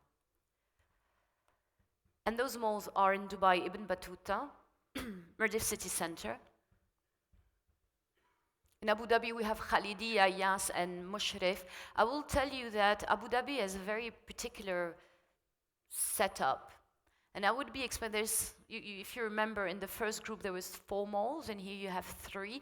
I would be expecting a possible switch in between 2 of those malls. I won't tell you which one, so that you can follow the results of this study next year. So again, it's a very dynamic thing. This is the picture that we got in April, May of this year. Things are going to be moving for sure very fast, as we're in a region that's so dynamic in terms of renovation, extensions, and new malls. Riyadh, the one mall that really corresponds to those criteria is Hayat. And Jeddah, there's nothing. Jeddah, you really have, according to this data, you really have a very polarized picture where you have 4 malls that attract the majority of the population and then the others. Community, and as I say, community malls in this study has a very particular definition. It's about 1/3 of the population that goes there frequently. And it's the fact that it's 1/3 of the population is not because nobody knows about those malls. As you see, the awareness levels are quite high, in between 50 to 65 or 70%. So it's really a very particular dynamic that underpins those malls. And here, I'm not putting preference because it's irrelevant for this type of malls. I put intention for you because as you can see the figure, if you look at the figures of intention, you compare them with past year, those figures are normally completely correlated. If you look at Riyadh, and you see Riyadh past year 25 to 30%, so the malls in there are in that bracket, but you see that intention are in between 30 to 50%. That's because one of the malls there actually is in a situation where the intentions is over 10 points over the past year, which should tell us that probably next year the mall will be attracting even more customers. If you have questions afterwards as to what this mall is, I will tell you to buy the study. Just know that. Huh? All right. So, which are the malls in that particular group of community? In Dubai, we have Sahara, Dubai Festival City, and Wafi. Now, you have differences of colors. This is because all those malls are not equal. They are part of the same category, but some of them obviously are stronger than others. But again, those are details I can't go through right now.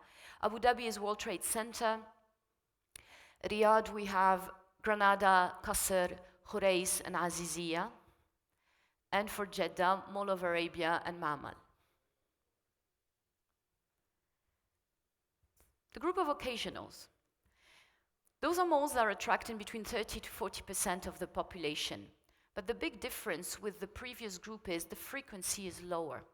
If the group before is on average once a month, here you would go more towards once every 2 months. Level of awareness are good, at least 50% for all of those malls. And intention, of course, are always correlated to past year. You will see, though, that there are some differentiation. There are some malls in this category, particularly in Riyadh and Jeddah, that where the intention is much higher than the past year, again indicating a possible increase in the year to come. In here we have Dubai Marina. We also have Burj Oman, but you see different sizes of the bubbles. There are differences in between those two malls. Abu Dhabi, we're talking about Etihad Towers, Bouabat al-Sharq, I always struggle in this one, and Raha. In Riyadh, we're talking about Sahara, Kingdom, Faisaliya, and Alaya. And in Jeddah, again, if you remember, I told you Jeddah, you really have 4 malls where everybody goes to, and then the others. So in that occasional group, you have Haifa, Jeddah Mall, Tahliya, Sarafi, and Janjum. Finally, the group of secondary. So again, those are malls that attract a much more limited number of the population. You're talking about 15 to 20% of the population. One of the main reasons why the number is so low is because awareness is actually quite low. If you look across the 4 cities, you're talking in between 25 to 40%, which are not huge level of awareness. Frequency are completely dependent on the mall. I will tell you that the 22 in Dubai is City Walk. Again, you have indications like this for some malls, obviously display very different patterns. Intention, again, here usually very highly correlated with the past year. And those malls are in Dubai, Mercato, Emirates Towers, City Walk, The Beach, and The Walk. In Abu Dhabi, Galleria. In Riyadh, Centria, Rimal, and Garawi. And in Jeddah, Stars Avenue, Hayat, and Hera Avenue. Now, what's interesting is, if you look at those, a lot of the malls in this particular group are high-end malls.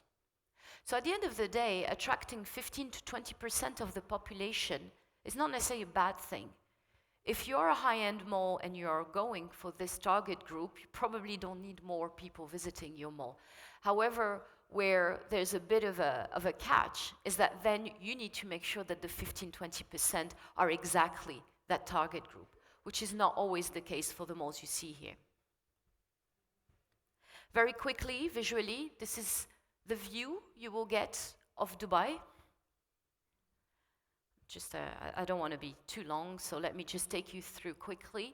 This is the view of Abu Dhabi, and now if you saw, Abu Dhabi, only if you look at the size of the bubbles, you see the huge difference with Dubai. Basically, the majority of people goes to about 6 to 7 malls, and this is what defines the city. It could have been the view that we had on Dubai maybe 5 to 10 years ago before we started having all those many malls. Riyadh, and Jeddah. Now, let me go through quickly through the reasons why people go to a mall. Now, in that particular research, we asked that question for each and every mall. And here we compiled those results to just put a bit of a general type of answers, if you want. Saudi Arabia actually gives us a very clear type of answer as to why people go to mall. And you will see that the UAE actually is very different. And in Saudi, it's very clear, depending on which mall you ask, people will tell you it's because of this or that, which is not the case in the UAE. The first group, the first reason why people go to mall in Saudi is restaurants, choice of brands, and unique store. Keep those things in your mind, you will see how the UAE is different. Second reason, kids entertainment, convenient location, and entertainment in general. And then we go through a third group, where you have, on the one hand, there is a super or hypermarket. On the other, there's a choice of luxury brand, which is a very polarizing reason. But I will tell you that Saudis actually push the reason choice of luxury brands, while Arab expat will push the reason there is a super hypermarket. So that's the reason why you have two contradicting reasons into the same group. And secondary criteria, but very clear cut. The UAE, the first group already, as much as in Saudi, the first three reasons all stood in between 40 to 50%. Already in the UAE, the bracket is much bigger. It's in between 35 to 55%. So, and those are entertainment, restaurant, and the fact that it has a super or hypermarket. And then comes in a big group with a lot of things in it. On the one hand, cinema, kids' facilities, convenient location. On the other, everything revolving around brand assortment. So it has unique stores, there's a choice of luxury brands, or there's a large choice of brands in general. And then we go through secondary reasons. Now, obviously, we asked ourselves the question why there's such a difference in that view in between Saudi and the UAE. And there are several reasons why this might be. And again, with time and tracking, we'll have more and more answers. The first reason is a technical one. In Saudi, through this research, we saw that people go to malls on average, in the 1 year go on average to 5 to 6 malls. Whereas in the UAE, the figure goes up to 7 to 8 malls on average per year. So when you ask the question for each and every mall that the people went to, at one point you might have what we call a survey fatigue, which could lead to because of entertainment, restaurant, and supermarket, because of entertainment, restaurant, and supermarket. So that's the first technical reason that we will definitely fine-tune next year in the next waves. Second is probably that this could actually give us an idea of where the market of the UAE is today. There's so many malls and there's so much choice that at the end of the day, there might be a lack of differentiation, and that could be the reason why people at the end of the day end up answering the same three criteria. And the third reason is, in the UAE, we have a very diverse population in terms of nationality. And when you look at those answers through the view of nationality, you actually realize that drivers are completely different according to the big groups. And I'll show you that. So if you were to map on the horizontal axis, on the one hand, the fun, if you want, that constitute going to the mall, so entertainment and restaurants. And on the other hand, the practicality of the mall. So there's a super or hypermarket. And if you were to map in that second group two polarizing reasons, so on one hand, there are kids' facilities, and on the other, everything that revolves around brand assortment, so unique stores, luxury brands, or choice of brands. You will actually realize that whatever the mall, nationals, Emiratis, tend to give as an answer entertainment, restaurants, and kid facility. This is really what will drive their choice of malls. They will actually also rate much highly on notions such as cinemas or mall animations. On the complete opposite side of the spectrum, Asians will be totally driven by the practicality. there is a supermarket, there's a hypermarket. Westerners are a bit in between, so they're really into that combination of entertainment, restaurant, and brand assortment. They will also score much higher than other sociodemographics on the criteria of convenience. Arab expats display a very similar behavior, and expats from the Indian subcontinent will be, let's say, in between the fun of the mall and the practicality of the mall. Very quickly, to show you a bit the differences in flow. And at the end of the day, the difference is really Riyadh versus the rest of the world. In Riyadh, one thing is for sure, people in the area stay and go to the mall of their own area. And if you've been to Riyadh at any point in your life, you will understand why. The traffic is absolutely horrendous, and there is absolutely no way you live in Granada and you'll end up doing your shopping in Qasr. No way. Jeddah, completely different. Wherever you are in the city, people will actually move and they will go to those 4 favorite malls that I was talking about. Same story in Dubai. Yes, of course, people that live in Deira will tend to go more to city center or Bourjuman for that matter, but they will just as much as the rest of the population go to the malls that are much further away, and vice versa. And on top of it, we'll go to Abu Dhabi. Because there's something that is interesting that we've done this year. As much as when you were in Riyadh or in Jeddah, we will obviously prompt you with malls of the city. In the UAE, we've chosen to prompt with the whole portfolio of malls that you have in Dubai and Abu Dhabi. Because our assumption was people travel. And this is how we end up having figures, not only for the malls of the city with the residents of that city, but actually of the 2 cities of Dubai, Abu Dhabi on the same malls. Abu Dhabi again, people living in the Khalidiyah area, of course, will go heavily to malls in that area, but just as much as the rest of the population will be seen in Yas or Dalma and vice versa. And again, of course, those people will come to Dubai to actually 3 particular malls in Dubai, whereas the reverse, you really find people that go from Dubai to Abu Dhabi, there's really one mall that will drive that kind of visitation patterns. Okay. So what?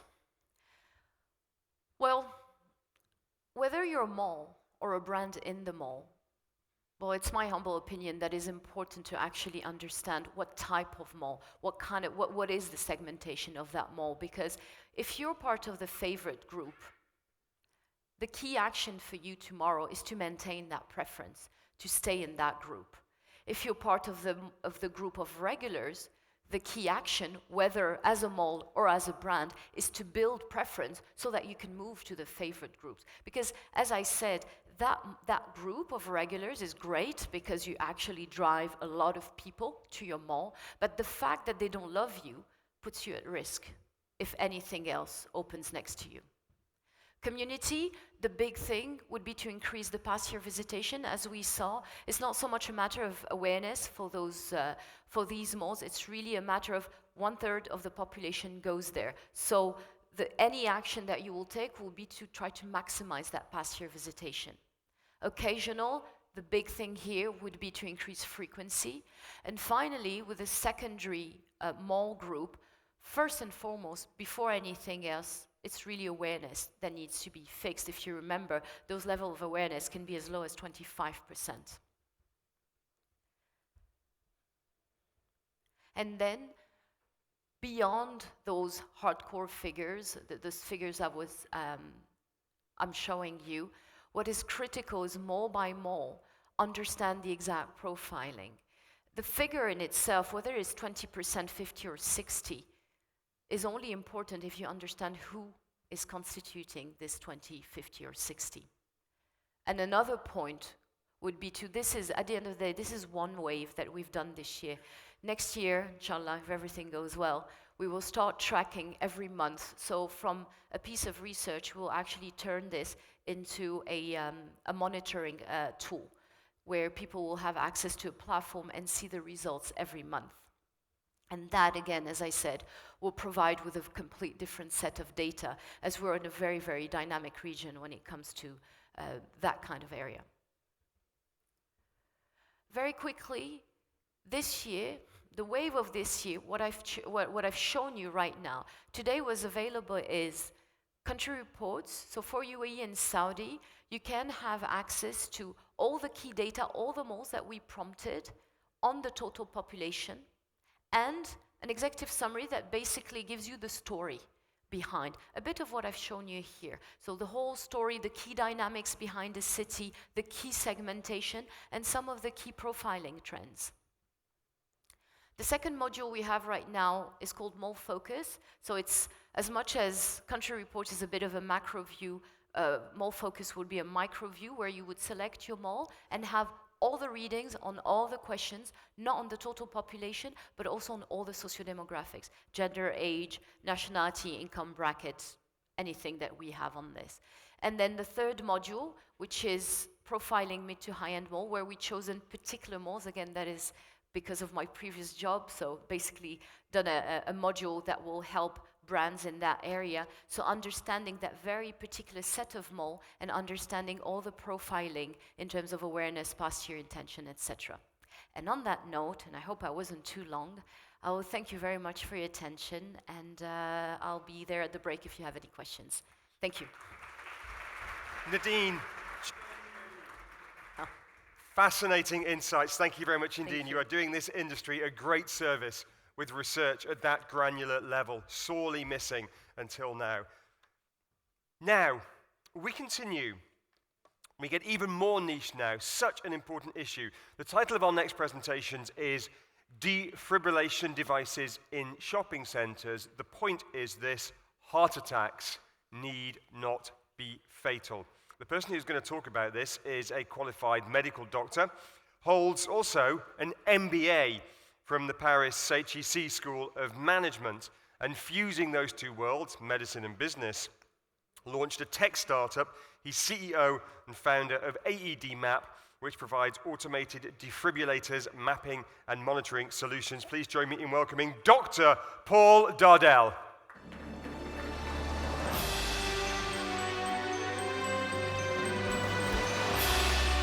Thanks, Richard. Yeah. Hello, everybody. As Nadine just demonstrated us, customers are at the center of your concern. You feed them, you dress them, you entertain them, but have you ever thought you could save their lives? I don't want to spoil the atmosphere today since it's a nice event, but I'm going to start talking a little bit about cardiac arrest, and more specifically about figures in the Middle East. Roughly 5,000 people die every year from cardiac arrest in the UAE.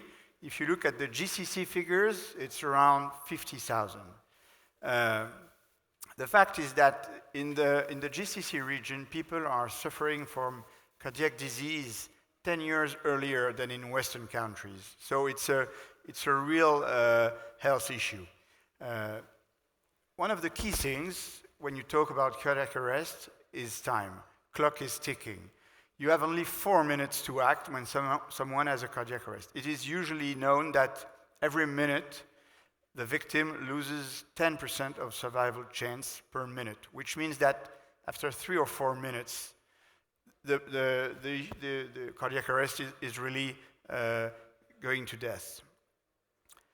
So another point interesting about cardiac arrest is that in most countries, I don't have exact figures in UAE, but in most countries, ambulances arrive on site usually within 10 minutes. But I just showed you that after 4 minutes, the victim will die. So we can't rely as a society only on ambulances and health services. We are all concerned about this issue. In cities, roughly worldwide, the survival rate varies from 5 to 10%. But in some places where they took this issue very seriously, they can raise the survival rate to 40 or 50%. The examples are Lugano in Switzerland, Seattle in the United States, Amsterdam in Netherlands. So I would like to give you a few facts about cardiac arrest which compare with moles. First one is Chicago International Airport. Chicago International Airport, as you see on this slide, they made a study over 2 years, and you can see the AEDs are located on the map and the cardiac arrest also. In 2 years, they had 21 cardiac arrests, which means almost one per month. Out of those 21, 11 survived. What is interesting is that people that were using the defibrillators to save those people were not professional rescuers. They were not doctors. They were not nurses. They were just passengers waiting for their planes because defibrillators were visible everywhere, were advertised in the waiting areas, advertised on local TV, so everybody could save someone's lives. And they saved more than 50%. Another case is Las Vegas casinos. In casinos in Las Vegas, they train all their security officers. They install defibrillators everywhere to make sure that nobody would be more than 3 minutes far from an AED. And they also have very good results with 53% surviving people. 53 surviving people. But if you look closer at the figures, you see that among those 53%, those that were shocked with a defibrillator within 3 minutes, almost 3 out of 4 survived, 74%, which is a huge figure of surviving people. If you remember the 5,000 people dying from cardiac arrest in the UAE every year, if you save 50 or 70%, it means you save thousands of lives. And that's what the matter is today. Another interesting picture is, this is a map of Paris. The red dots are the cardiac arrest over a period of 10 years. And you can see clearly that cardiac arrests are occurring in specific places. Those places, for those who don't know Paris very well, are the train stations. So that's where commuters are, that's where travelers are. That's all the train stations in Paris, and that's where there is the more cardiac arrest. So, considering this, they started to think, where shall we put defibrillators? And so it's pure theory on, if we start thinking of where do we put defibrillators, you can put defibrillators in townships, in pharmacies, in metro stations, and you see that the more defibrillators you install, the more the city will be covered. So let's zoom in on the shopping centers.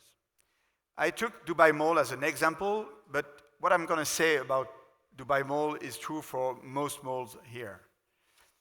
You know those figures much better than I do. Dubai Malls is a huge mall, 80 million visitors in 2014, and a lot of restaurants, of retail stores, parking spaces. Most visited place in the world in 2011, it's amazing.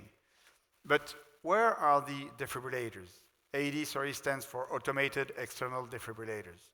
Where are the defibrillators? You don't see them. You don't know where they are. You don't even know if there are defibrillators in the mall. I was in Dubai Mall 3 weeks ago, and I met some security guys, and I asked, what happens if someone has a cardiac arrest? Do you have a defibrillator? They said, what? A what? So the answer is that people are not trained to use defibrillators. Nobody knows where they are. If, as a visitors, you see someone collapsing in front of you, you can't do anything. And if you compare this map with the one I showed you previously, which is the Chicago Airport map, you see that on the Chicago map, maybe you don't see it clearly, but there is roughly 30 defibrillators on this one. And if you compare with the Dubai Mall, I believe there should be dozens of defibrillators in Dubai malls. So why do shopping centers and malls need defibrillators? I think it's obvious. Because of the volume, the population flows is huge. Because sometimes there is pressure. You can be in the shopping mall relaxing, but you can also be in a shopping mall with pressure because you need to buy a present for Christmas, you're in a rush, you're missing one. And that's exactly the same kind of pressure we have in train station in Paris. Pressure increases the risk of cardiac arrest. Traffic is also interesting because of the traffic, and you all know that around Dubai Mall there can be a huge traffic jam. It means that ambulance will take a long time to arrive on site. And finally, of course, the size. It's a huge building, which means that reaching the victim takes also a long time. But what I would like to share also with you is, what about CSR? I believe that as mall builders, as mall owners, you should also consider your social responsibility in saving your visitors' lives. As of today, would you consider building a mall without fire extinguishers? No. Nevertheless, malls are not burning every year, but you put fire extinguishers because you don't want such an issue as a huge fire. So AED defibrillators should be as common as fire extinguishers so that it's no longer a matter, it's a no-brainer decision. You put defibrillators everywhere. I would like to give you a quick overview of a project we have with Dubai Municipality to improve, I would say, health and safety, part of the Dubai Happiness Project. So the idea is, how can we really make the difference? How can Dubai make a difference in managing cardiac arrest? So the idea is very simple. It's to train people. We need to train people, and specifically kids. Kids around between 10 and 12 are really to be trained in every school.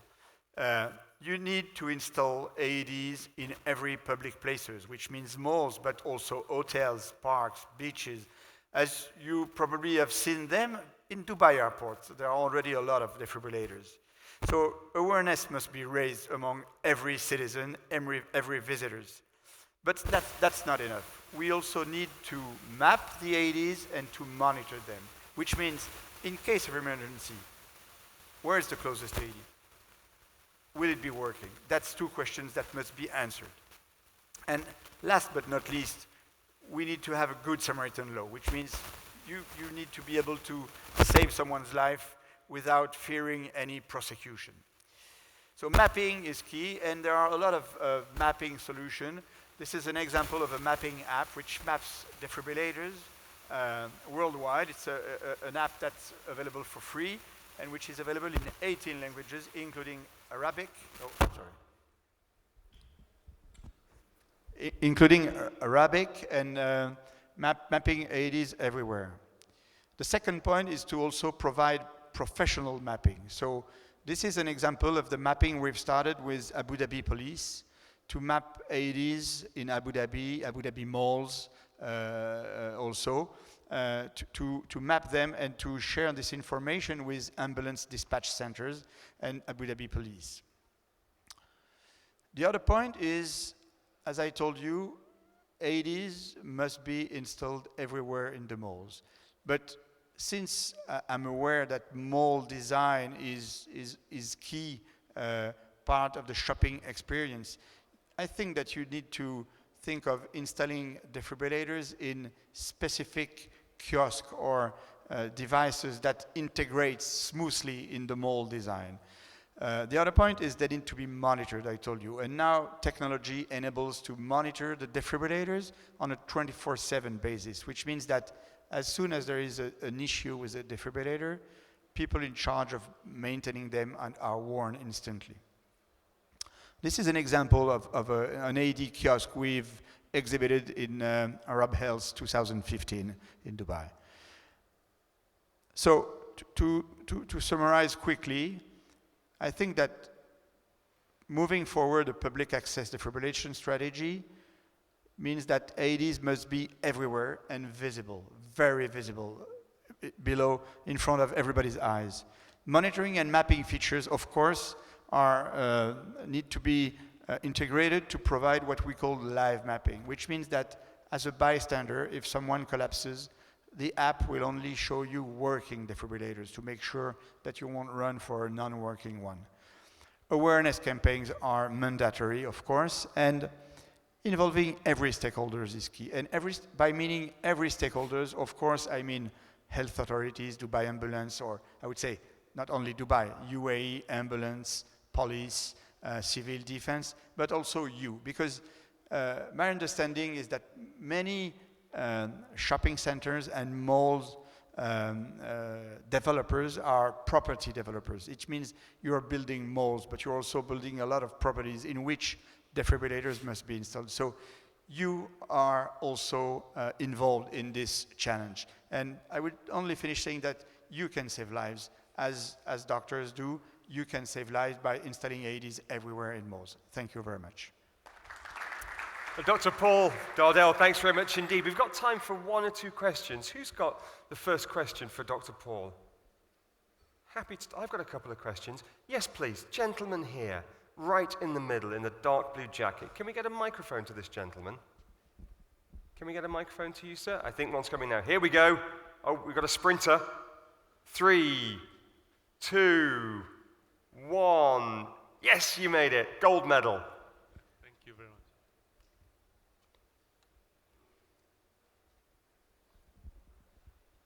Thank you very much, Dr. Paul. Very insightful presentation. Now, my question is to be able to use this device, do you have to be somehow certified, or any person can just take a quick training and use it?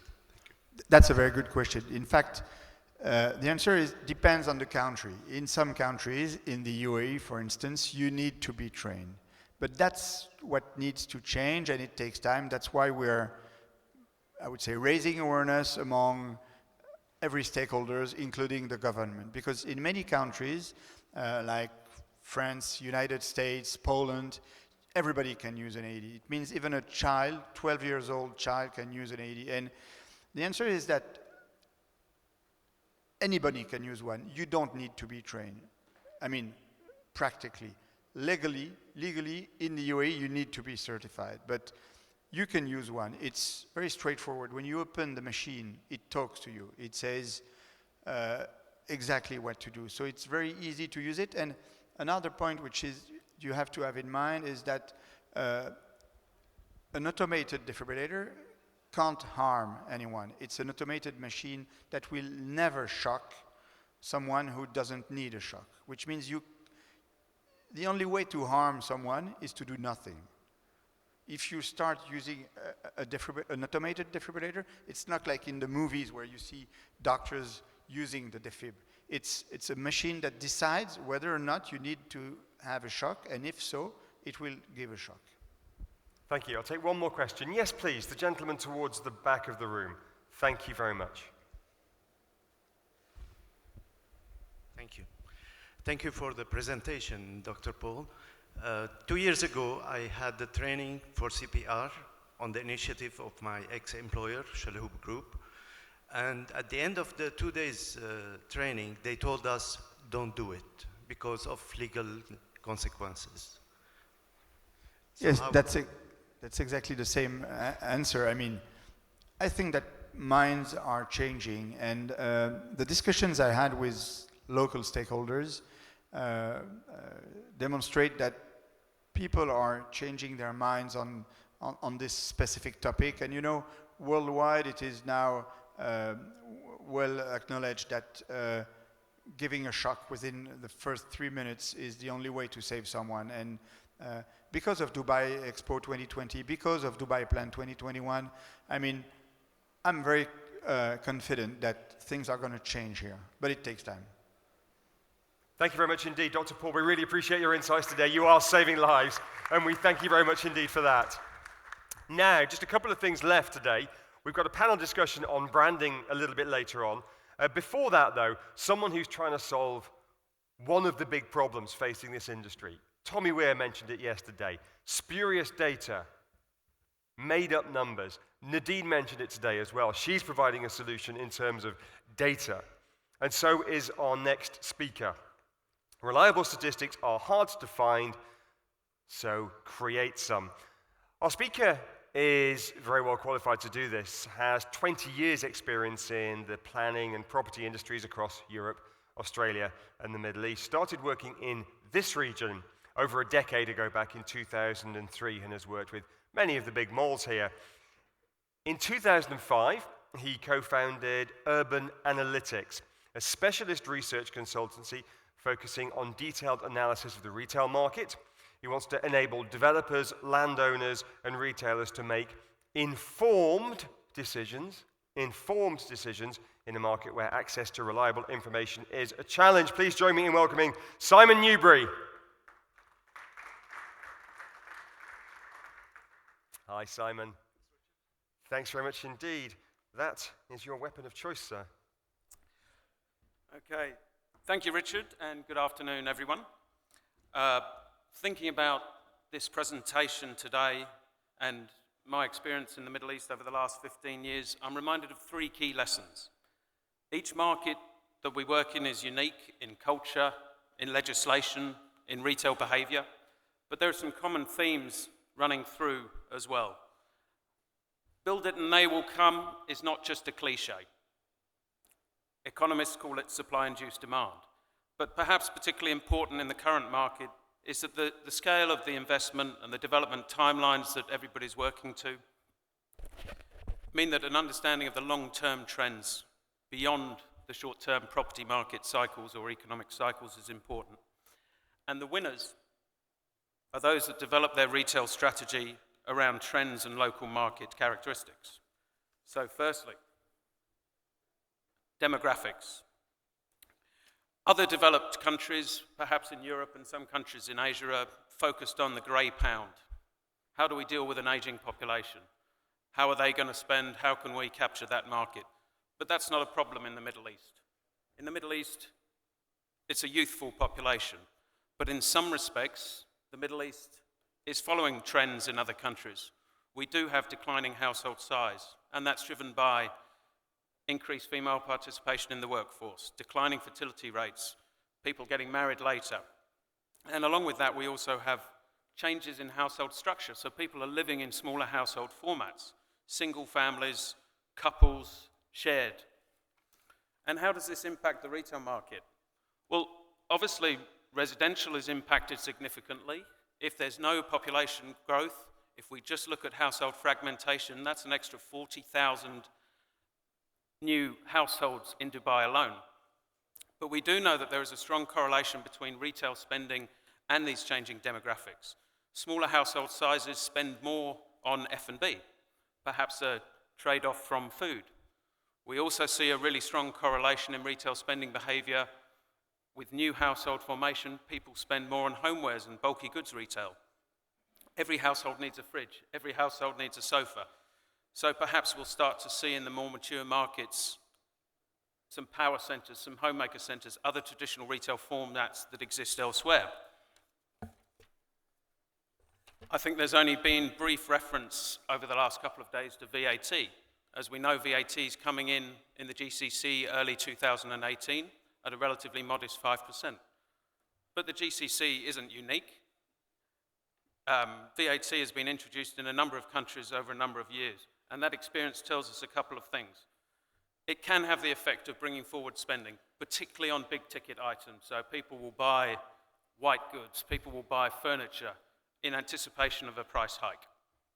And that has the impact of making an apparent decline seem more relevant. But experience tells us that over a couple of years, spending levels catch up very quickly. It is normally associated with strong regulation, so we expect that to happen here. And at this magnitude, we don't expect a significant impact on the retail spending market. But together with other factors, it is a push element into online sales. But the other important thing that we've seen elsewhere is a byproduct of VAT, which is accurate reporting of turnover.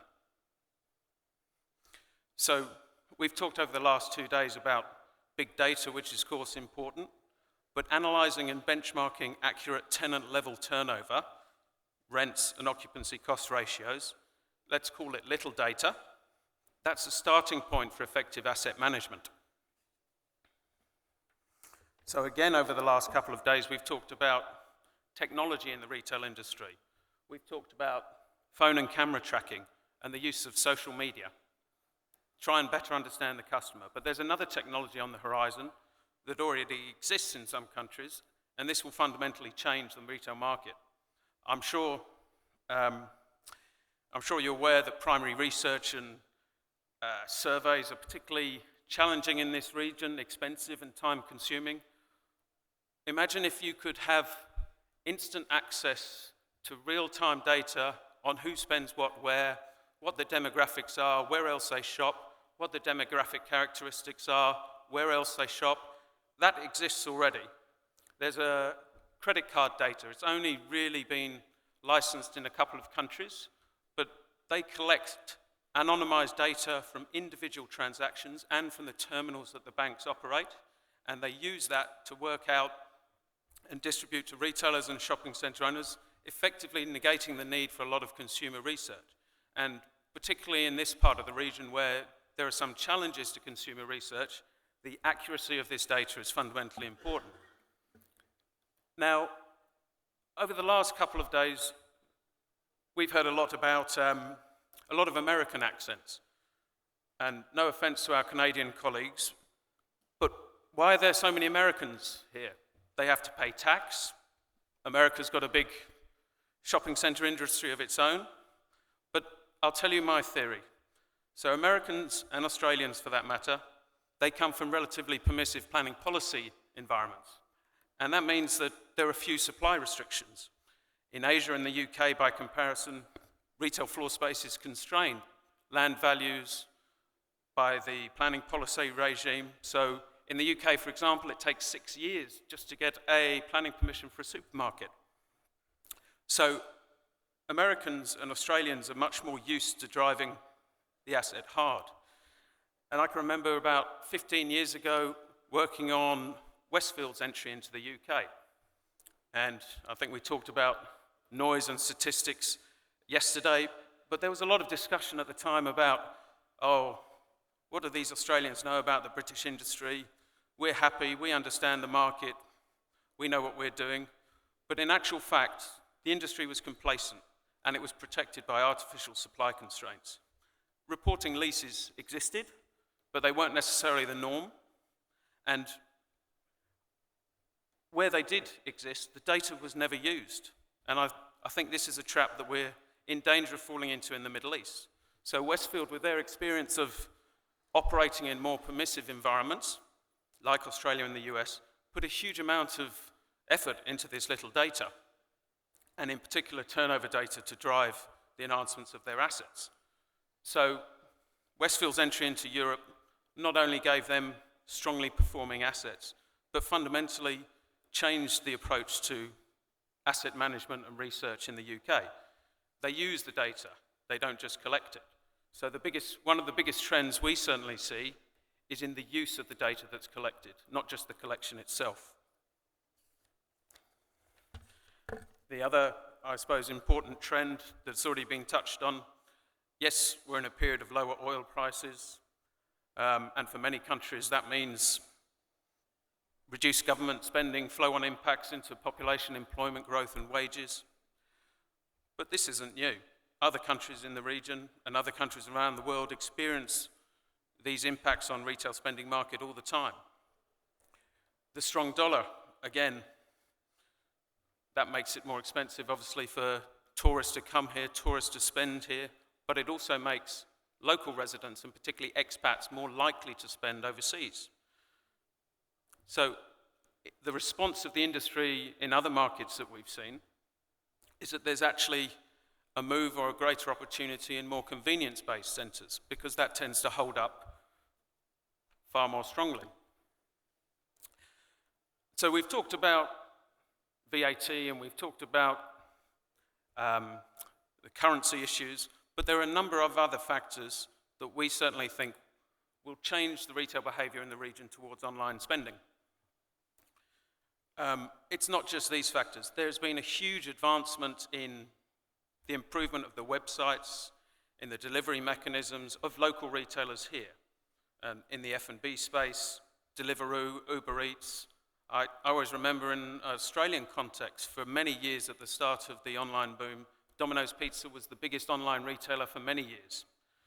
So international retailers are making it easier for us to organize overseas, order overseas. And this is facilitated by Aramex and Shop and Ship, which make it easier for us to order online.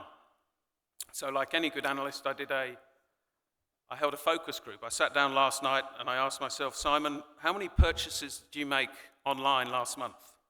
And I went through the list. I bought nappies from Souk.com, fruit and vegetable from Gibson's, a wholesale retailer. I bought kids' clothes from both Australia and the UK, and electronics from Amazon in the USA. None of this I did a year ago. So of course I still shop and will shop at malls, but I think in certain retail categories, online retail is getting more organized in this part of the world, which will have an impact on the market left, or the remaining market, and shopping centers and how they're mixed. Perhaps looking more specifically at more local factors that we see. In the UAE, for example, the city structure is changing. There's a move towards Abu Dhabi. We've got the Expo, we've got the airport, we've got Dubai Parks and Resorts. And the residential is moving out there. And the malls are starting to move out there. We've got the outlet mall that's recently opened, the upcoming Expo Mall. And along with that, we've also got a significant change in city positioning. The strategic tourist objectives put a much greater emphasis on mass market. Just look at the marketing of residential product in recent years. Price is at the forefront. So with the repositioning of the tourist market and the accommodation of more affordable dwelling products, obviously there's an opportunity for the malls to reposition themselves to take advantage of this growth segment. We've also in Dubai, particularly in the last 12 months, had an explosion in announced supply, something approaching 3 million square meters. And how will this be accommodated in the current market climate? Well, what it does lead to is greater differentiation.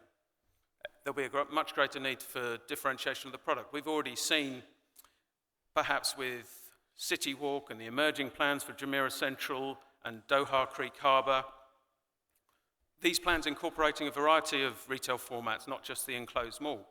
And certainly we see this as a trend continuing. Saudi Arabia, yes, perhaps it's more affected than most with its reliance on oil and impact on retail sales growth. But again, perhaps there's an opportunity and the focus will shift towards convenience-based centres. And in leisure, whilst we wait for clarity on whether cinemas will be allowed, perhaps the battleground between centres will be in the diversification of the F&B offer. In Qatar,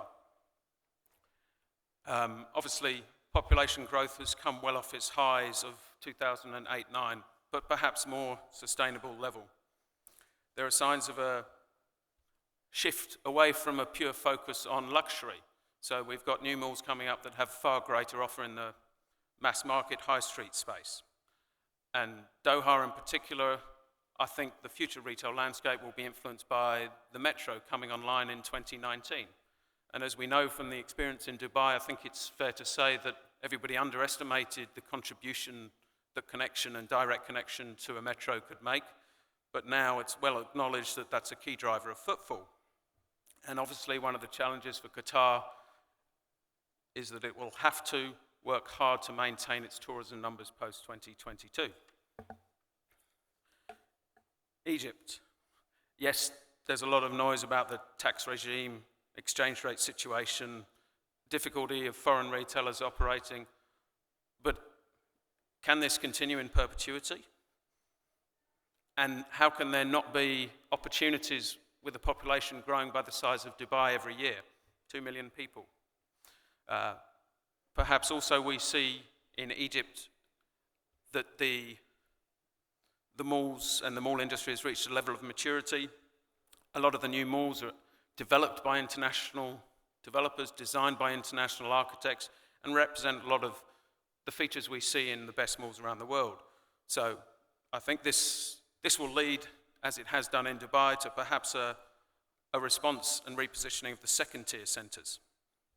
And obviously, similar to Saudi Arabia, with the demographic profile and the population growth, there's going to be continued substantial demand for sub-regional and convenience-based centres. So perhaps just by way of a couple of examples, Meydan 1, this is an upcoming mall in Dubai. It's seeking to differentiate itself not just with indoor and outdoor retail, but it's got a huge sports component, an enormous leisure component. It's not just a retail destination, and I think as the charts we saw from Linda before show, it's less about the retail these days. How can we differentiate ourselves with leisure and other attractions? Nakheel Mall, I can remember working on this first back in the early 2000s. And now we have a somewhat different proposition. It's responded to its local market. It's changed its scale. It's positioned itself to the local demographic characteristics. There's a large F&B precinct. There's an upmarket supermarket. So I think we are seeing significant responses already. Mall of Qatar. Yes, there are luxury brands, but there's also a significant provision of mainstream retailers adding to the broader offer of Qatar. Similarly, Doha Festival City, and some luxury elements, but also a far bigger mainstream offer, and as well as a significant family and leisure offer. Perhaps this is one where we'll start to see them building on the IKEA and introducing more homewares to accommodate the declining household sizes and greater demand for homewares. Mall of Egypt, like Cairo Festival City, Mall of Egypt will be a major retail mall designed by international architects, reflecting true international standard shopping experience. And that's a key sign of Egypt maturing. But again, the focus to date has been on the large malls. There's still enormous opportunity for convenience-based retailing.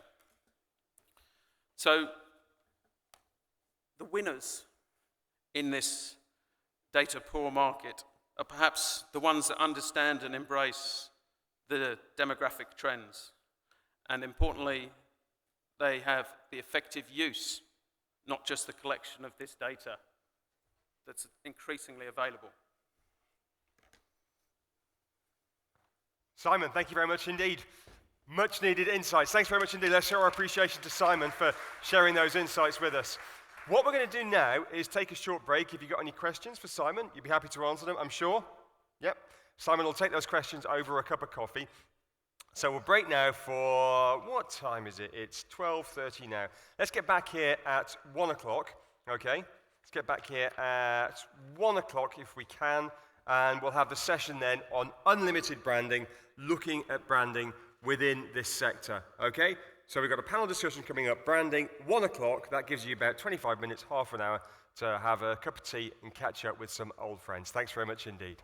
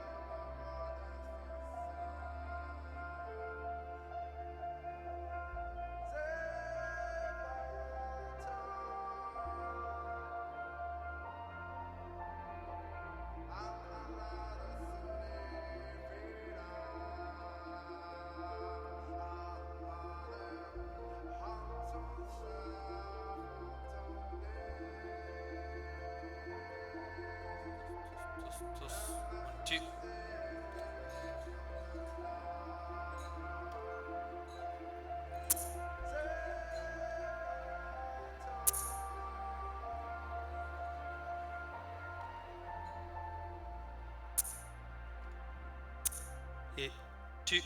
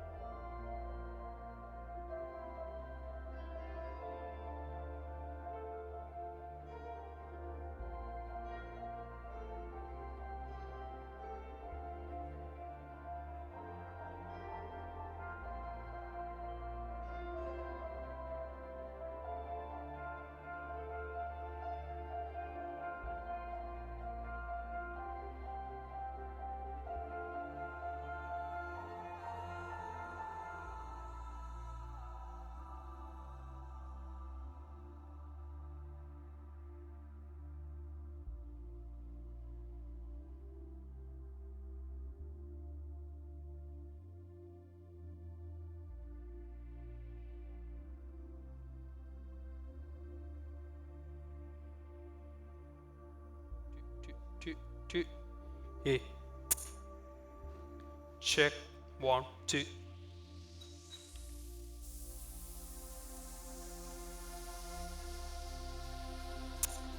Et this. Et 1, 2.